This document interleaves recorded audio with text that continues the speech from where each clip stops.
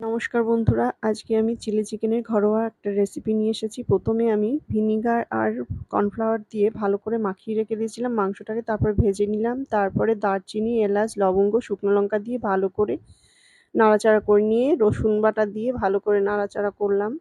করার পর তারপরে দিলাম আদা বাটা। আদা বাটা দেওয়ার পর ভালো করে নাড়াচাড়া করে দিলাম। দেওয়ার পর ভাজা মাংসগুলো করা ছিল সেগুলো দিলাম। দেওয়ার পর একটু লবণ দিয়ে দিলাম।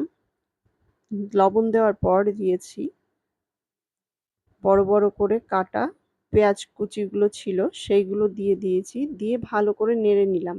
তারপর চিলি সস দিলাম, অল্প পরিমাণে দিয়েছিলাম। দেওয়ার পর টমেটো সস দিয়েছিলাম।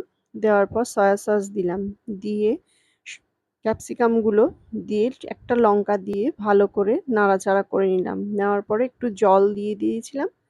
আমার এই ভিডিওটি ভালো লেগে থাকলে একটা লাইক